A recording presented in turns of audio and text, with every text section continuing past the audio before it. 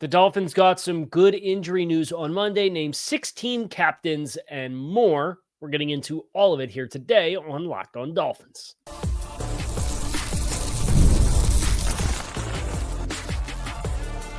You are Locked On Dolphins, your daily Miami Dolphins podcast, part of the Locked On Podcast Network, your team every day.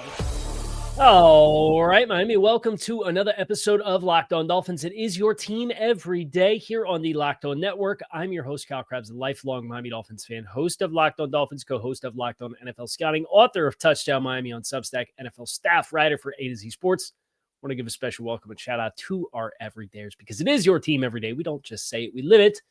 You're on the Locked On Network. Today's episode of Locked On Dolphins is brought to you by Game Time. Download the Game Time app, create an account. Use code LOCKEDONNFL for $20 off of your first purchase. Welcome to game week. Week one of the 2025 NFL season is here. We get Eagles-Cowboys on Thursday, and then we get Chiefs-Chargers in Brazil on Friday. Dolphins play at 1 o'clock, so that means we're going to have the crossover Thursday with Locked On Colts this week, kind of previewing the matchup. This week I am going to go on the record, as I do every year, for a record prediction for the Dolphins. I've kind of let the process play out as long as I could. What kind of personnel moves are we making? What's the trend of those personnel moves? Who's going to be available? And who's going to be available is a question that the Dolphins seem to have got another answer for on Monday. It was one of the things Mike McDaniel talked about during his Monday morning press availability. And it was 3 players did not practice for the Dolphins on Monday. It was Ethan Bonner, cornerback, Jalen Wright, running back, and wide receiver D. Eskridge. The only 3 players on the Dolphins' 53-man roster who did not participate in Monday's practice. That means De'Von Achane, who we had not seen since the first joint practice with Detroit, practiced today. That means that Tyreek Hill, who returned at the end of last week, practiced today. That means that Austin Jackson, who returned at the end of the week last week, practiced today. That means that Darren Waller, who I'm not going to sit here and pretend like I know where the Darren Waller experiment is going to go, right? The vibes aren't great because he's not a full participant in the degree in which, everybody else is. And you want to treat everybody fairly, but not necessarily equally. But treating people not equally has been a part of the problem for the Dolphins in more ways than one under the Mike McDaniel era. So, I don't really know where Darren Waller's situation and contributions are going to go. As I reviewed his tape from his time in New York, I would assume it's going to be a lot of just sit routes over top of the ball, a lot of basic check down type stuff early, and then if he gets calluses on him and he's able to stay healthy, maybe they'll build his package throughout the course of the season. But I'd expect some pretty vanilla stuff for Darren Waller and not the timing-oriented ball on the break type timing throws that this offense has been so centered around. Expect a little bit less of that kind of stuff and just the more basic pass catching opportunities and holes in zone coverage underneath, and then try to let him use his athleticism to create plays. That's kind of the gut instinct I have on where this Darren Waller situation is going to be at early in the first month of the season or so, assuming he's out there and participating. But today, Monday, September 1st, marks the first time in the Dolphins' entire offseason program that those 4 names have all been on the practice field and participating at the same time. So that can be a bad thing, but it can also be a good thing. And I would much rather take that alternative that, hey, Waller, Tyreek Hill, Austin Jackson, De'Von Achane, they all practice the Monday of week 1. I would take that alternative as compared to, hey, one of those guys is out for a month and another one is out for the season, right? And that's, in a perfect world, everybody would stay healthy. But as we know, especially for these Dolphins and some of the challenges that they've presented us as fans the last couple of years, it's not a perfect world. We don't live in a perfect world. So I will take the progress of Achane's on the board. Tyreek Hill's on the board. Your starting right tackle's back in the fray, which means your offensive line depth's looking a little bit more sturdy because Larry Borum's back to being a backup tackle. And then you also have Kendall Lamb in the fray. Darren Waller, yeah, I don't know. I got some high hopes for Greg Dulcich, but he's going to be drinking water through a fire hose right now, getting into this offense with what this position room does. And they're not going to be able to elevate him anyway, at least the first couple weeks of the season, unless they make a roster transaction move and put somebody else on a reserve list, because you can only elevate 2 practice squad players in any given week up to the active roster. We know their strategy at kicker is they're going to be elevating Riley Patterson for the first 3 weeks off the practice squad. And then they'll evaluate and see as it goes. And then with Jalen Wright not being an active participant in practice, and Mike McDaniel last week said week 1's probably too ambitious of an ask for Jalen Wright. De'Von Achane being back becomes that much more important and huge for you beyond what he does in the passing game and as a speed runner to the perimeter, and the trickle-down effect of all the different ways that can affect your linebackers and how urgent they are to fly out of there and the spacing of everything. And when he's not touching the ball, he's got a gravitational pull as a player. But then it's De'Von Achane and Ollie Gordon. Those are the 2 active backs on the 53, which means Jeff Wilson, who's we're very familiar with, is going to be elevated and serve as the 3rd running back on game day. So we won't see Greg Dulcich minus the opportunity to move the puzzle pieces around with the 53. So the fact that we have Darren Waller as a potential asset to implement, even if it's not the optimized version or the process happened late, so it's going to be a slow start, whatever that looks like, I'll take it, because this is the first time all of those players, in addition to James Daniels coming off an Achilles repair, Tua Tagovailoa, Jalen Waddle, like, you have your pieces offensively. You got Patrick Paul, Big Pat Paul. You got team captain Aaron Brewer. We're going to get into captains next here on the show. 6 in total, down 2 from last year. How many of them are repeat captains from last season? Who's still on the team that was a captain last season? Who was on the team and a captain last season who's not a captain anymore? There's some stuff to get into here. We're going to get into that next here on Locked On Dolphins. So make sure you guys stick with us. NFL season is back, and honestly, there's nothing better than being at the stadium surrounded by fans cheering on your team. But let's be honest, getting tickets can be a hassle between queues, login screens, and prices jumping at checkout. It can be super frustrating trying to get tickets to your local venue, and that's why I use Game Time, the app that takes advantage of giving back to fans. Game Time is fast, easy, backed by the Game Time guarantee. You'll always get 100% authentic tickets delivered on time and at the best price. Plus, all fees are included, so the price you see is the price you pay. You can get NFL tickets with just a few taps on your phone for as low as $100. I love the panoramic view, so you can see the sight lines from the tickets before you commit and hit purchase, because there's nothing worse than getting there, sitting down in your seat, and you can't see the entire right-hand third of the field based off blockages or architecture or anything like that. Download the Game Time app, create an account, use code LOCKEDONNFL for $20 off of your first purchase. Terms to apply. Again, that's promo code LOCKEDONNFL for $20 off. Swipe, tap, ticket, go. Download Game Time today. NFL season is upon us, and FanDuel is making sure you're ready for kickoff with this can't-miss offer. Right now, new customers can bet $5, and if that $5 bet wins, you get $300 in bonus bets to use across the app. I love that they always have all the different ways that you like to play, whether that's a money line bet, whether that's same game parlays, whether that's the player props, you name it. It's quick. It's easy. It's the best way to add a little bit more energy to your Sunday. So if you're ready to play, download the FanDuel app now. Visit FanDuel.com to get started. That's FanDuel.com to place your first $5 bet. And if it hits, you will get $300 in bonus bets across the app.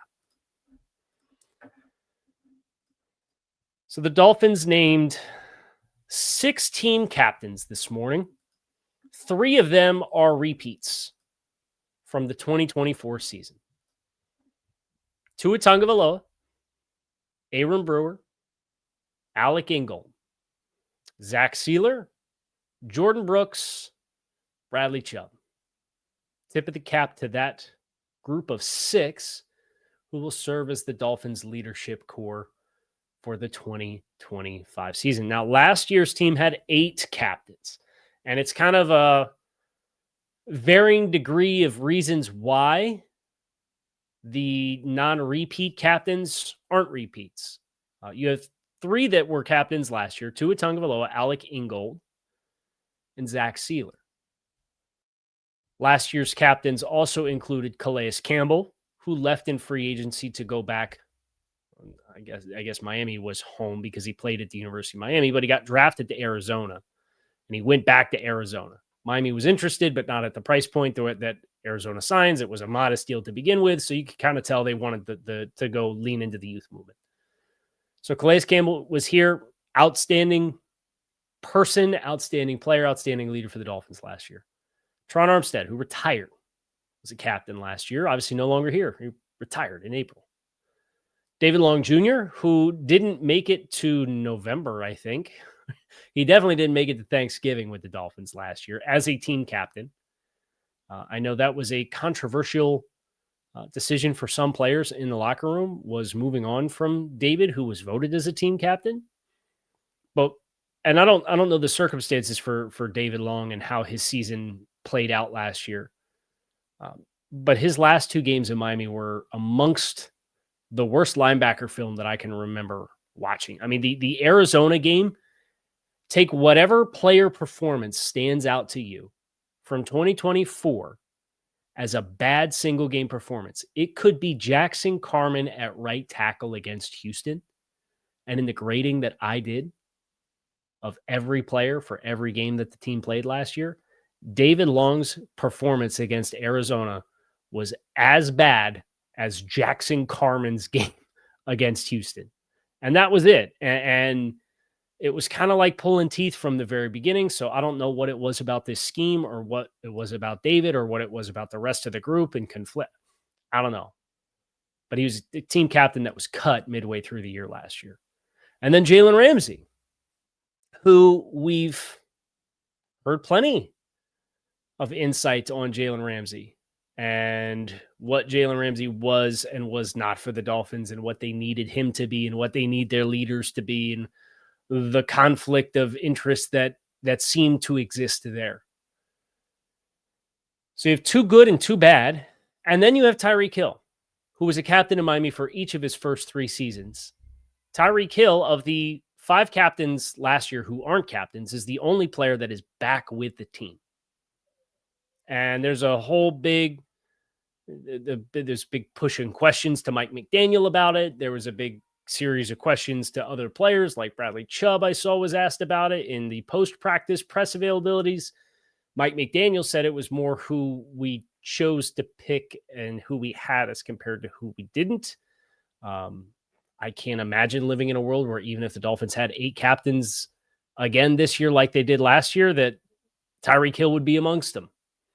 And I think Tua Tagovailoa kind of told you that at the beginning of the training camp when he had the comments that were very frank and honest. And Tyreek Hill came out and said, Tua's right to say that. And I'm working on myself. And Tua continues to be asked. He says, yeah, we're continuing to work on it. We're different people. And it's a test for Tyreek Hill for sure, because there's nothing Tyreek Hill thrives on more than being a part of the conversation. And now he's being a part of the conversation with this team and this leadership team in a way in which he's reduced. Well, he's not serving as a team captain in Miami. I don't think it should be a surprise to anybody with what you heard about the practice attendance and the timeliness to meetings and the Fab Five of fines. There are 5 players per The Athletic were responsible for half the team's fines for violations in player conduct. And it's probably correctly assumed that Tyreek Hill was amongst that group of 5. And what other players were a part of that are no longer here is up for speculation. I don't want to be recklessly speculating on guys like that, but the transparency that's existed with Tyreek Hill should not leave a lot of questions. So a quarter of your captains were players that you had a lot of conflict with last year. It's not a very good representation of leadership within the locker room. So you take that, and I apply it to this year's group. I think about Tua, and you could say all kinds of things about Tua, good or bad. One thing I will never question is his investment in playing the game of football, right? There's people, everybody wants to tell Tyreek Hill to retire or to tell Tua Tagovailoa to retire for his health purposes. And Tua's steadfast. I know what the risks are. I embrace the risks. I love the game. I want to play the game. And a guy whose body is not necessarily optimally built to play it because he has the durability things that he's had in his career thus far and is still willing to embrace the risk and go out and do that. Guy loves ball, right? Like you can question all kinds of things about Tua. You should never question if Tua Tagovailoa loves football or not. It's the kind of guy I want as a captain in my locker room. Now I want him to make better decisions and protect himself better so he can be out there and be a captain for my team for 17 games for sure. I think about the two new ads from last year's team. Getting Jordan Brooks and Aaron Brewer and both of those guys in year two, being more familiar with the system, being more familiar with the locker room, being in a place to have, they're in the primes of their career, being a place to have a louder voice. That's two really nice hits for the Dolphins. Now, this time last year, we probably would have said a lot of the same stuff about David Long. So nothing's guaranteed. But I look at it from what those players were for the Dolphins last year. You look at their age, you look at how they've conducted themselves, and it juices me up a little. It's a reason for optimism, I think, that two 27-year-old free agents who signed 3-year contracts with the team in 24 both played so well and both have the right temperature and are tone setters in your room in the way that you want to be, that they got recognized this year as second-year Dolphins as captains. I think you can find a lot to applaud there. It doesn't guarantee all the success in the world, but it's something that I appreciate for sure. Bradley Chubb, first time he's been a captain for the Dolphins. He was a captain in Denver after being a top 10 draft choice. Of course, he got traded to Miami mid-2022 season, so like we're not going to put a C on your chest when you get here at the trade deadline. And then he missed all 24. Alec Ingold, repeat captain, serves as your special teams representation here. And then Zach Sealer. Like Zach Sealer broke the offseason blockade of big money contract extensions with multiple years because he embodies everything that you want as a professional and a leader and a player who leads by example and plays at a high level and has developed his game here in Miami and bought in, etc. I think it's a really nice melting pot of faces that are newer, your quarterback, a guy in Alec Ingold who's an outstanding person, community presence, and then Bradley Chubb. If I was going to add an additional name to either side of the ball, if we were going to go up to 8 again this year, I think my fourth captain, I'm using fourth air quotes because you could include Alec Ingold and just say, well, he's a special teams captain. I think my next offensive captain would probably be Austin Jackson, whose value is apparent after last year, who has been through it and went through the hardship of being a first-round pick that was raw and a lot of instability with the offensive line coach and a lot of bad offensive schemes that asked him to play with a lot of time under tension. And everybody, myself included, I had somebody who asked, like, what are a couple of things that you were wrong about that you would want to talk about? Writing off Austin Jackson is certainly on that list. It's a testament to strength, player strengths and traits, and getting the right system in place to optimize a player's ability. But I think Austin Jackson, who's been through it and seen a lot of hardship and come out the other side of it and now coming through some more hardship, but his value never more apparent for what he does for your run game, would probably be my next name there. Defensively, you can make a really strong case for Jalen Phillips. Now, I think Minkah Fitzpatrick was brought into the Dolphins defense to be a leader. But as a first-year player, I think that's probably something that you maybe want to wait a little bit on. And Minkah kind of talked about earning the trust of his teammates, earning the respect of his teammates, earning a new contract extension in Miami when he finally spoke to the media. Those were things he talked about. So I don't view it as a slight to Minka, but Minka, I think, would have a strong case if you were going to have another defensive captain to be on that list. Now, we have some odds and ends to get into. We're going to get in that next year, Locked on Dolphins. Make sure you guys stick with us. Today's episode of Locked on Dolphins is presented by Yahoo Fantasy. The NFL season is just a couple of days away. You can feel the buzz. Fantasy football season is here. It's time to get your drafts in. So get that last minute cramming and researching and drafting to build a championship squad. If you have not joined a league yet, now is the time, and you are running out. It's all happening on Yahoo Fantasy. Playing on Yahoo Fantasy for almost 20 years now, and you should too, whether you're a first-timer or a veteran creating your 1 millionth league. Yahoo Fantasy is loaded with fun ways to compete and brand new features that make the game even better. We're on kickoff week. Now is the time to start playing Yahoo Fantasy, offering whether it's the playing instantly with your friends to draft with friends mode, whether you prefer the classics to go head-to-head in a private league, or if you don't have a group to go with, you can join a public league. It's the easiest way to play. The NFL season kicks off on September 4th, so don't wait. Start your league now. Draft now at yahoofantasy.com/lockedonnfl. That's yahoofantasy.com/lockedonnfl. Most people can't name all of their financial accounts or even what they're worth, whether it's 401ks, properties, investments. When you don't have the full picture, you can end up leaving money on the table. That's where Monarch Money comes in. It's an all-in-one personal finance tool that helps bring your entire financial life together in one clean, easy-to-use interface on your laptop or your phone.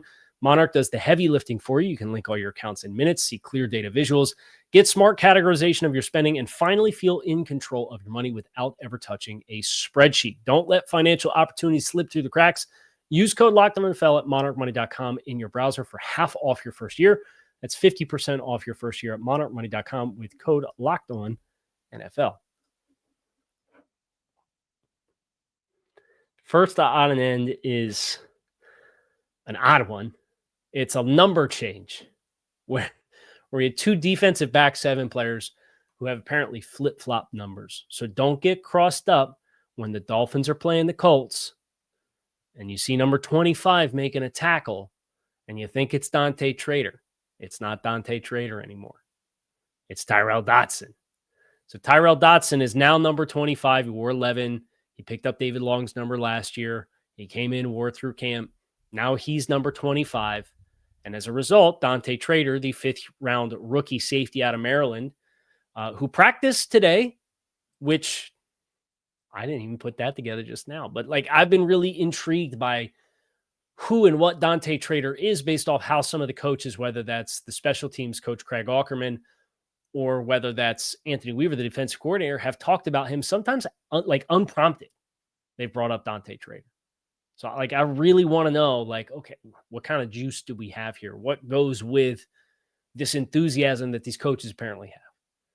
He's now wearing number 11. So if you see number 11 out there, don't get mad at Tyrell Dotson. Just like if you see 25 out there and something not good happens, don't get mad at Dante Trader. Number change, first week of the regular season. Now, we also have a practice squad flip-flop, and I'm excited about this one. Isaiah Johnson originally made the 53-man roster. Then he was cut as the Dolphins kind of juggled through some names, and then they bring in Kendall Lamb, and they're awarded Juju Brents off of the waiver wire. Johnson gets cut. Him and Jordan Colbert are the two that get dropped off what was the Tuesday deadline 53. Colbert got put back on the practice squad over the weekend, officially, when they had one spot left, which meant the Dolphins had 16 players and Isaiah Johnson didn't have a spot. Well, as of this morning, the team formally announced that BJ Adams, the undrafted rookie out of UCF, was released from the practice squad, and Isaiah Johnson has taken his place, to which I say, outstanding. We didn't see the year 2 leap from Isaiah Johnson. I was surprised he made the original 53. Maybe some of that was just protection for what they would or would not get on the waiver wire. And if they weren't going to get guys off the waiver wire, then they wanted guys that had played in the system. But Isaiah Johnson has some really attractive tools. And you saw some this preseason, a little bit of smattering of opportunities at safety for him, some cross training. So odds are, if you're on the practice squad for 2 full seasons, the odds are pretty long. You're going to materialize into a meaningful player, at least for that team. So we'll see if Isaiah Johnson gets another opportunity at any point throughout the course of the 2025 season to step up and get put onto the 53 and what he would do with that if he gets it. But just some juggling of the back end stuff and some administrative stuff with some number changes.